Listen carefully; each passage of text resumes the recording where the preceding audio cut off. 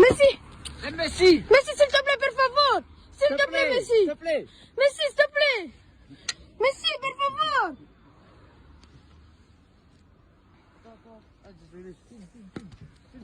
Messi! Per favor, s'il te plaît! S'il te plaît, Messi! S'il te plaît, Messi! Une photo, s'il te plaît!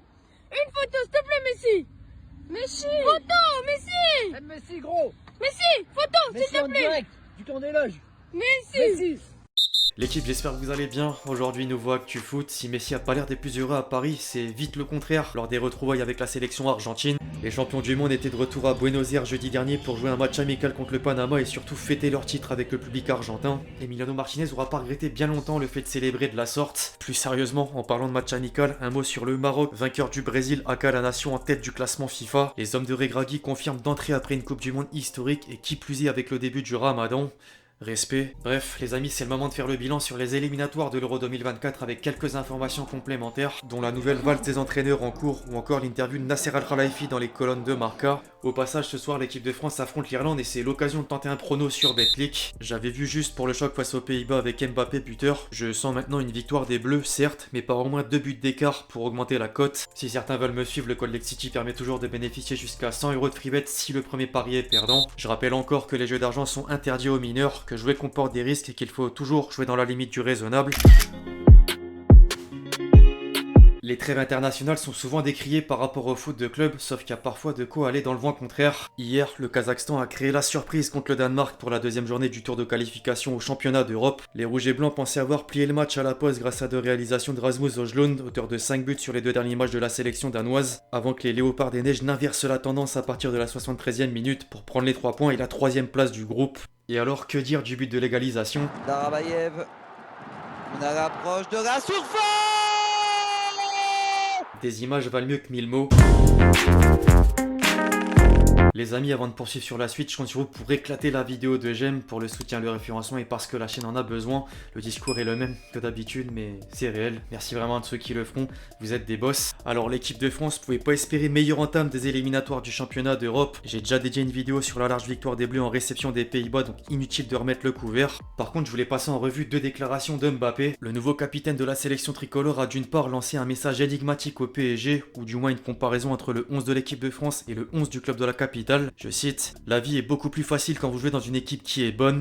N'en déplaise à la direction parisienne, la communication vaut ce qu'elle vaut. Ensuite, le kick s'est juste revenu sur son nombre de buts en bleu et vise le prochain joueur à dépasser. C'est un honneur, mais c'est aussi la prochaine cible à battre. Platini reste une légende du foot français, mais je veux continuer ma route et ça passe par Michel Platini. Bref, concernant les autres affiches, désormais l'Angleterre a fait le 6 sur 6. Les 3 Lions ont d'abord battu l'Italie comme un symbole à la fois vis-à-vis de la finale de l'Euro 2020 perdue au tir au but et à l'égard de Kane, devenu meilleur buteur de l'histoire de la sélection britannique devant la légende Wayne Rooney. Les tabloïds anglais n'étaient pas en manque de qualificatifs pour encenser le roi à l'image du Mirror. L'attaquant de Tottenham s'est illustré sur penalty et se rattrape de la dernière tentative ratée en quart de finale de Coupe du Monde. C'est un moment magique aux yeux du Sun, tandis que le Daily Mail parle plutôt de fierté jusqu'à élucider les 54 buts du joueur au sein des pages intérieures. Il est même allé jusqu'à inscrire le 55e face à l'Ukraine ensuite, même si Bukayo Saka était affiché au premier plan pour sa prestation dont un but sur une frappe lointaine. Harry devient numéro 1 pendant qu'en parallèle la presse italienne évoque une petite squadra azzurra. Seul Retegui se démarque comme une des rares satisfactions des hommes de Mancini, puisqu'après son premier but sous le maillot de la Nazionale, il a réitéré dans la foulée contre Malte pour réapparaître en vedette sur la couverture du Corriere dello Sport.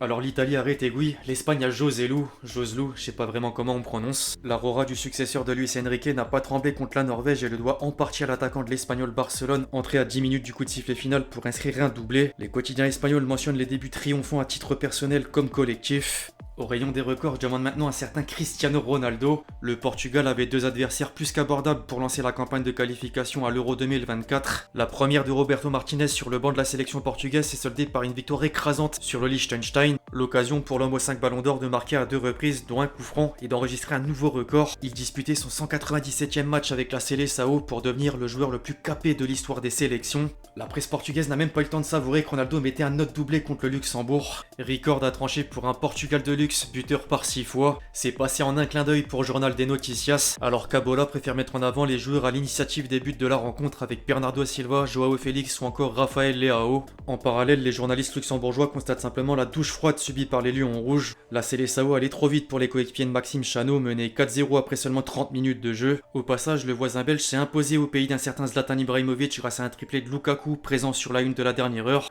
La Belgique aura sans doute plus de difficultés face à l'Allemagne demain soir. En parlant de l'Allemagne, la bombe du moment concerne le Bayern en lien avec la fameuse valse des entraîneurs. Personne n'a manqué l'événement pour le moins inattendu où Nagelsmann s'est fait remplacer par Thomas Tuchel sur le banc bavarois. Le jeune coach allemand a appris son licenciement comme tout le monde par le biais de fuites dans la presse avant que les dirigeants munichois ne viennent lui livrer leur décision. Le magazine Bild a justement tenté de déceler les raisons d'une telle décision. Nagelsmann se serait d'abord mis une partie du vestiaire à dos. Ensuite, la direction n'aurait pas apprécié le fait qu'il parte en voyage au ski pendant la trêve internationale afin de poursuivre le programme d'entraînement avec les joueurs non sélectionnés. Enfin, il y a aussi et surtout une occasion à ne pas manquer de mettre la main sur Thomas Tuchel face aux autres clubs intéressés dont le PSG, le Real Madrid ou encore Tottenham. L'ancien manager de Leipzig pourrait néanmoins vite trouver preneur avec un nouveau défi, comme au Real Madrid où Ancelotti est pressenti sur un départ vers la sélection brésilienne. Le quotidien madrilène AS en faisait d'ailleurs la une aujourd'hui, ou encore en parlant de Tottenham chez les Spurs.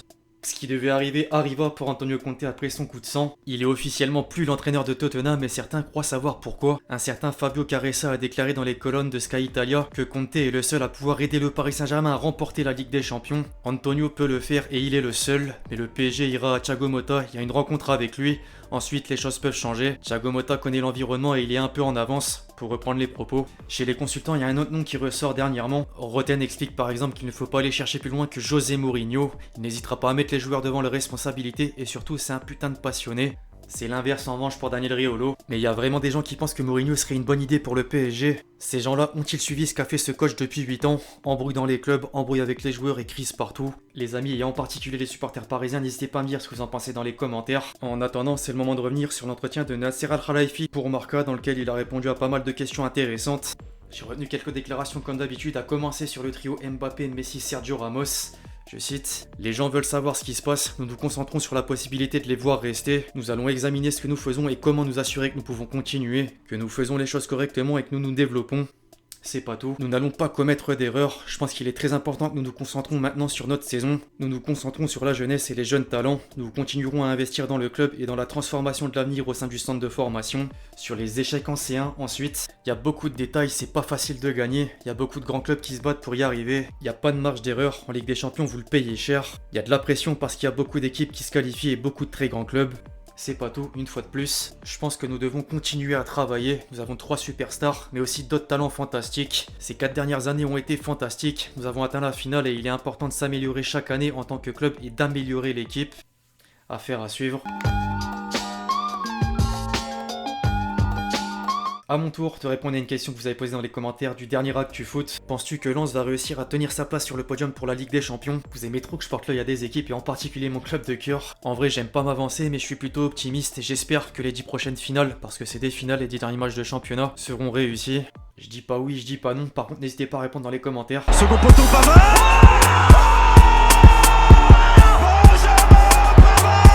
Avant de clôturer la vidéo les amis, comme d'habitude, place au top but. Et un petit peu particulier aujourd'hui, pourquoi? Parce qu'il y a un coup franc de Messi, un coup franc de Ronaldo et un coup franc de Nixon. La coïncidence. chance here from outside. Morante controla, otro toque, Morante. ¡Ahí va! Messi espera el rebote, Acuña va, Leo le dio Messi.